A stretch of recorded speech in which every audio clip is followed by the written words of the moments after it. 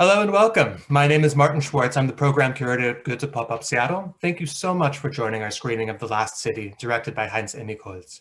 The screening is part of our monthly film series, German Cinema Now, presented with the Northwest Film Forum. I hope and trust that you've enjoyed the film. And now it is my very great pleasure and honor to welcome a very special guest, the director of The Last City, Heinz Emigholz, joining us from Berlin for a Q&A. Thank you so much for being with us tonight, Heinz. Hello. Start with a general question. Cities play a really prominent role in the film from the title on down, and each setting kind of brings its own feeling and so much information with it. What does cities generally mean in the film? Would you say a few words to that? Well, I think cities generate a new kind of human environment where people can think freely. Basically, if you live in a kind of closer environment, like in the country or so, you don't have this anonymity that you have in a city. And so the anonymity of the city makes it possible that you can generate a different kind of personality than in these close boundings. I mean, historically in Germany, it was very interesting, or maybe it was somewhere else too, that there were so-called free, they were called free cities. And so people who were owned, who actually were slaves, by some landowners, could run away into this kind of free city, and then they, of course, they had to become a member of the workforce, right, cheap labor and so on, but they were free. Yeah. And until they reached the borders of the city, everybody, headhunters, could kill them and bring them back. So, I mean, this is historically, but in a general sense, I think cities provide this kind of possibility that you can have a different kind of personality than a close-bound community or family or something.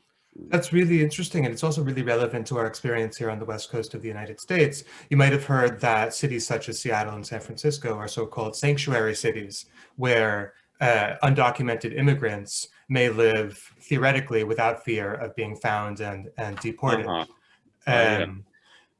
Well, this is like in northern Germany, the free cities, because there was something like this trade union, Hanse, where Hanseatic League, yeah. Yes, where this was possible. So this is the historic background. Absolutely. And I only could live in a large city, I must say. Yeah. I'm not attracted by the country. No, I feel the well, same way. I travel a lot, but living, I could only live in a big city. Absolutely. Kind of shifting course, the music in the film. So I found the film's non-exegetic music that played during the title sequence and during the transitions. The work by Kreidler had a really deep and persistent effect on my experience and my memory of the movie too. And something about the rhythm and the sounds and the specific timbre of the jingling. And I looked and I found that you have kind of a deep and long working relationship with this group, and I wanted to hear a little bit about that relationship and maybe how you selected the piece or if you worked together around it. Yeah, that's interesting, because now we do a really big collaboration just in these weeks. But it happened that one member of them, actually Andreas Reiser, was a fan of my drawings.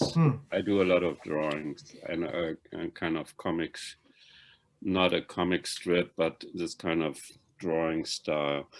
And by chance, he met somebody who had my drawings up on the wall, and then he asked that person, a friend, well, is that the drawing by Heinz, is he still alive or something? And then this friend said, well, we are friends and you can meet him. So then they wanted me to do, or he wanted me to do, yes, a music video for one of their pieces with drawings about, I didn't have an idea about that, but I just came back from Saipan, from the Northern Marianas, and had a fantastic shot of finding there the starting points of the atomic bombs within in Tinian, actually, on the island of Tinian. I went there for another film and filmed that, and I had a very long track, and it fit fantastic. I think it's called Red Earth or something. No, I don't know. I forgot. It's all on YouTube, all of these videos of Kreidler I did. I think I did 7 or 8. And so I told him I have this fantastic piece, but my piece was 22 minutes long. But my piece, the track I did, was 22 minutes long, but their piece was only 7 minutes long. So they made a new version. And from then on, I did the whole album they did in those days. And then I got really interested in their procedures. It's an the group mixes electronic and analogous instruments. But then I went to Tbilisi in Georgia to record a whole new album of them. The film is called 2 + 2 = 22. Yeah. But it's mutual attraction, actually. Somehow they found me, and then I found them too. Yeah.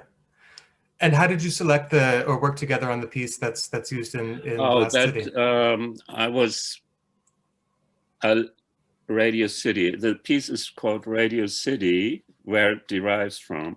But then I said, I need these 5 or 4 parts or 6 parts for my film. Maybe you can adjust it to my film. And that's what they did, because I wanted this really driven rhythm of, absolutely, going forward, going forward into something else. Yeah, no, I mean, for me, it was really successful, and I really enjoyed it.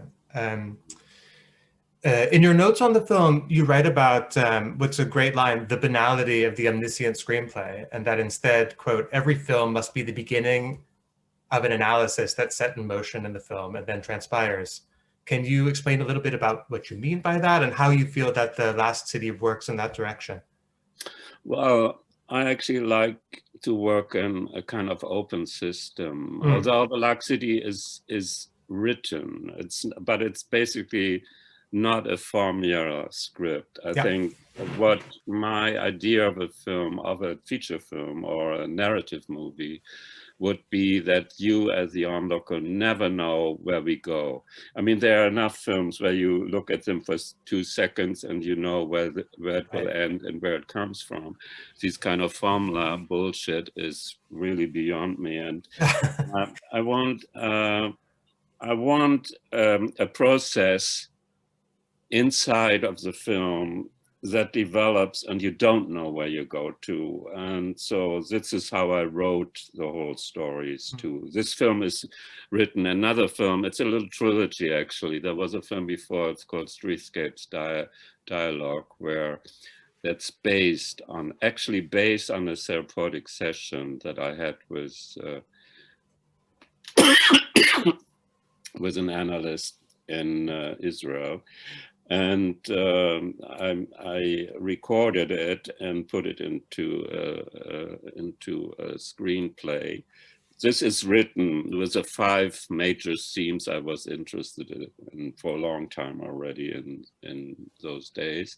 And then the 3rd film of this little trilogy is a monologue that we shot in Buenos Aires. It's called The Lobby. You talk about an open system, and another one of my notes to bring up was also this notion of the round dance, which is in its way circular, cyclical, and I wonder if there was for you a kind of tension between those 2 concepts. Well, you see, I started writing. I didn't have the idea of the round dance in the first place. So I had 5 different sequences, let's say, or parts of the film. That's maybe every part is 20 minutes long or so, every city. But the real progress to make it a kind of narrative was when I decided, well, I will do a second round of the story. So you will remember where we were, where we left that town, and then we come back and situations get resolved, or they get even more complicated, or somebody died. Yeah. So it's a kind of, not a cliffhanger, but something similar to that, you know, that you are driven to and you know, after a while, you know, we will come back and then we will know how it's going on. Yeah. Right. And I'm interested in this question of how this piece, and I suppose this trilogy, fits in with another kind of major component of your corpus, the work on architectural spaces and design spaces. Do you see that do you see this more narrative direction as being in tension with, or in conversation with, or growing out of your concern with design spaces? Or can you speak a little bit to that? Well, I came back to it because I did narrative movies till 1991, and then I went broke with them. Yeah. But then I was already, and I produced them myself, so that's basically why I got broke. And but I was always interested already in the locations and settings very much, and they were a different, another kind of protagonist in my movies already then. And because I don't believe in foreground, background, sorry. Sorry, I don't believe in foreground, background. I believe it should all be in one plane, and I don't believe in out of focus and this kind of stuff. I believe in very complicated images where every part of the images is readable and connects to the other parts. So in a way, like actors then become a kind of architecture too, or they are exactly, I do my compositions with them too on the picture plane, like I do with architecture. So for me, it was not, it was a natural thing to come back to storytelling. I always wrote scripts, and now I really go into it again. Because they made it possible. And I was always interested in narrative, but not in a conventional kind of narrative. I'm really not interested in this, what we talked about, like these kind of formula scripts, 3 acts, 5 acts, blah, blah, blah, and happy end and resolution. I'm not interested in that. So the film has to be driven by an inner core of situations that haven't been explained in other kind of movies or so. The formulaic love story and all this kind of stuff is not on my radar, so to say. And the film makes that clear. No, you talk about the fact that you're not interested in foreground and background, and that makes me think of the settings that incorporate an archaeological perspective and a kind of an archaeology of time. I think of the archaeological dig in Israel, as well as the scenes in Athens, not only on the Acropolis, but in the Acropolis Museum, it looks like. Yes, it is. And the kind of flattening of time and the presence of these various epics in one place. Yeah, and also you see Laurent makes it possible to think this is all happening at the same time, a kind of simultaneity, which I think is the essence of film anyway, that the imagery is simultaneous, and then these cities have their simultaneous life, and you dig into them, and then you go away, come back, and so, and that's so. In this sense, I think it's a fact of globalization that you can have that experience. You know, you're not bound to one little piece on a spot on the earth. You get you can get a consciousness of knowing where it might feel somewhere else, and so on. It's an interesting thing that this in the last 30 years happened. I mean, the internet produces a lot of false ideas about community, I think. But when you actually go there and document and testify, then it's a different thing. Then you can really see what's going on there. And I don't believe in the imagery in the internet, basically. So that's why I work with high definition, so that you really get a sense of the space and with all the noises and everything. You know. Yeah. When did you transition from film? I think when high definition video got as good as 35, right, or even 70 millimeter. I'm not I wouldn't say I'm a celluloid freak, you know. Not a fetishist.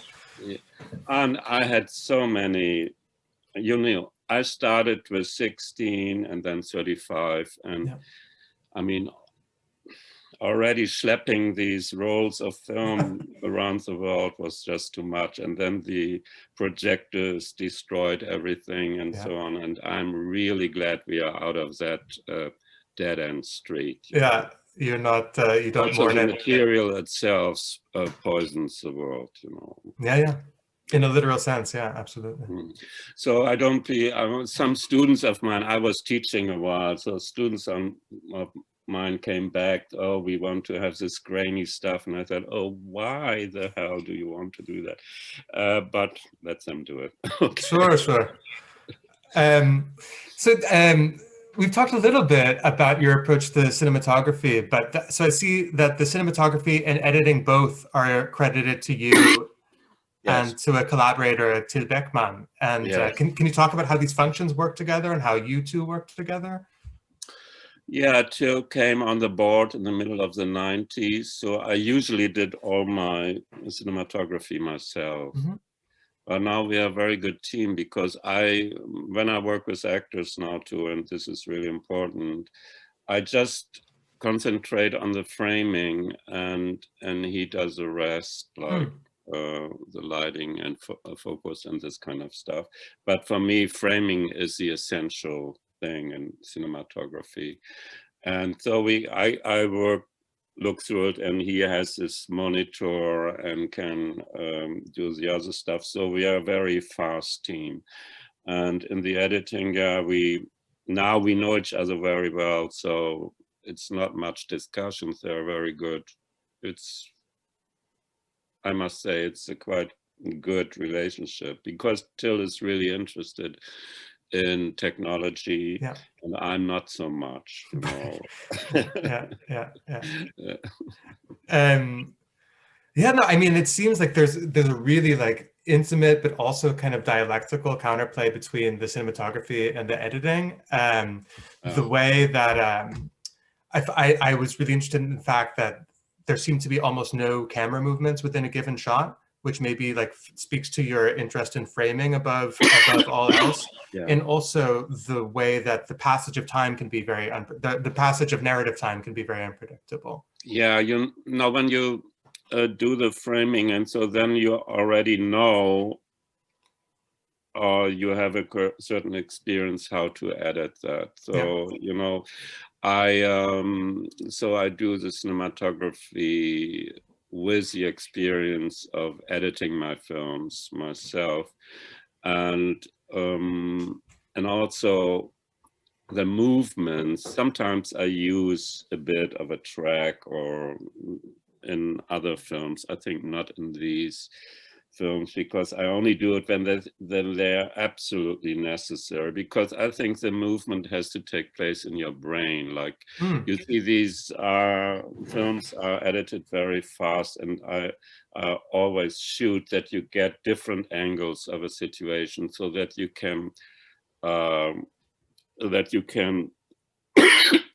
sorry, establish the space inside your brain, and it comes to kind of movement there. That's my idea about it. Yeah. Yeah, we can talk a lot about cinematography. I think that's actually the main reason why I do films, that I do the camera myself.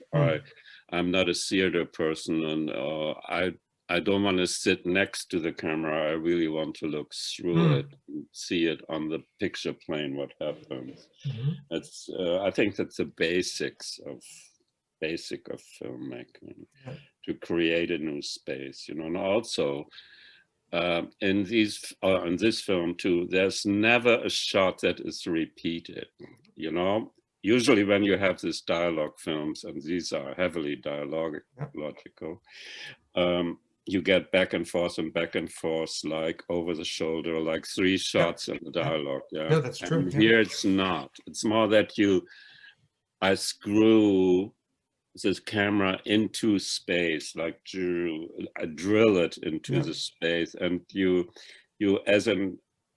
as a onlooker, you can never know where the camera goes next. Absolutely. I found that as a viewer, that was a really like key experience of this dialogue, because it appears to be just formally, I'm not in terms of the content, of course, but formally it's a conventional conversation between 2 people. And yet what the camera is going to do is so unpredictable, and what kind of editing is going to take place is so unpredictable. It really keeps you focused in a different way. And that was really powerful for me. And no, there's no, now that I think of it, there was basically no shot, reverse shot in the film. There's no repetition. It's always different. And you can't tell what's next. I think my idea is that you get involved by that, and on the kind of subconscious level, you get really involved what's going on, and we cannot predict what's going on. You know? That's great. And from sort of the opposite spectrum, I'm interested in the characters too. For the most part, they're identified through their occupations, through their jobs, as it were. And that's very interesting to me. Is that a part of the kind of inversion of surface and depth that you talk about with your approach to cinematography, or how did this concept come to you? How do you see it? Well, in this film, it was like this. In the film before, there's just an analyst and a filmmaker, because it was based on something. Oh, I have something in my throat. I'm sorry. No. So,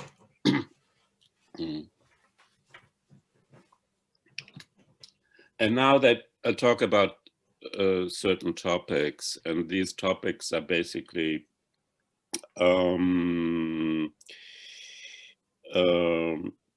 have to do with their professions too. So the weapons designer, the archaeologist, and then there's a cosmologist, and so on. So they know what they're talking about. Okay, that's what I mean. You know? The expertise is a key aspect of their character. Yes. What will probably be our last question, because I anticipate it'll be kind of a big one, is that the cross-cultural, cross-racial world of the film is really mysterious, and there's so much to unpack. And in the sense of the cultures and the identities and the histories linked by dreams. And then you have the link to sausage links and links of guilt, and this kind of and guilt of the past, and this kind of never-ending train of oniric transformation. And what brought you to this kind of investigation of, I mean, to start with, relativizing imperial guilt?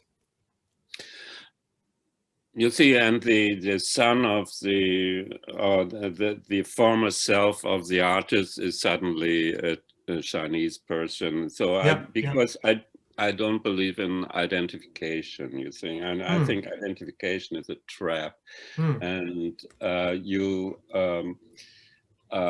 can see that something like war guilt, which is, of course, was always a great theme in Germany, somewhere else taking place too, or cruelties in war, and how certain societies deal with it.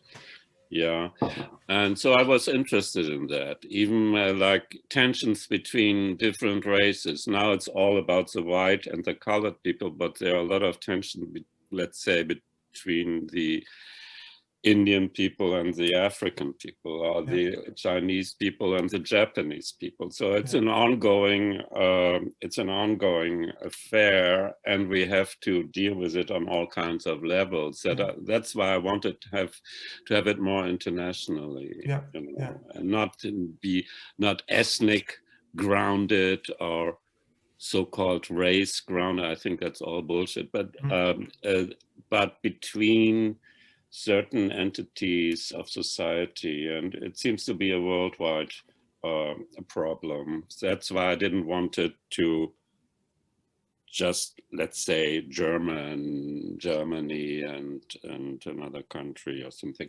So so I studied the relationship between China and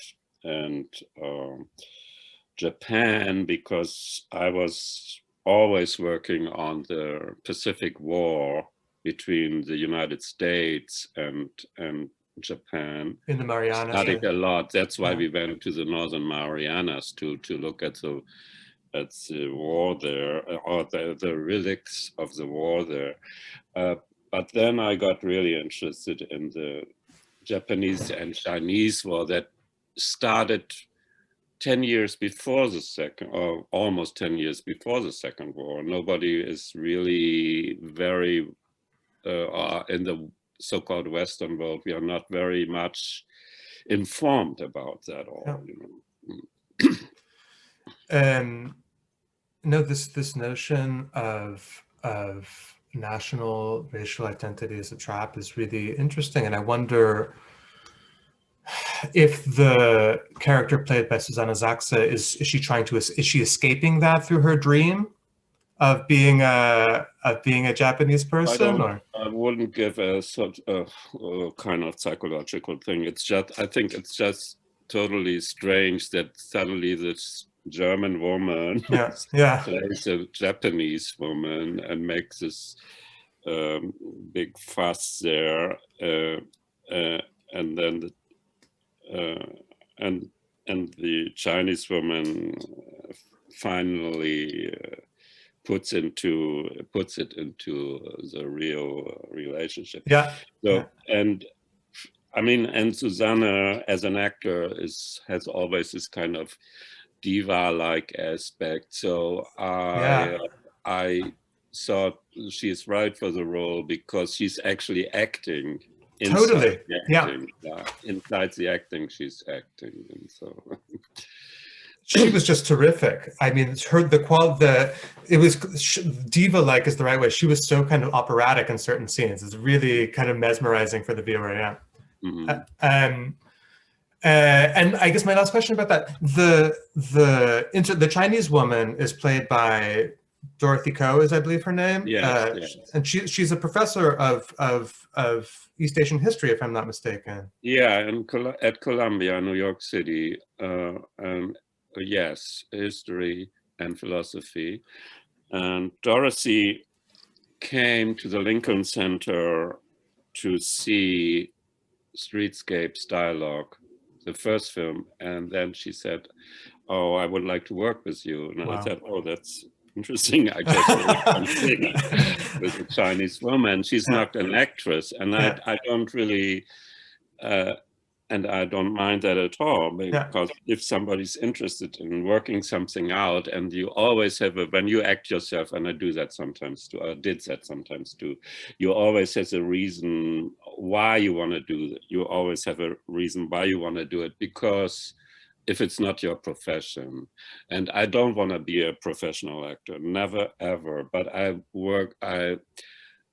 I acted in some really big films, and just because I had a reason to do it, I wanted to get something dealt with. And that was, I think in Dorothy's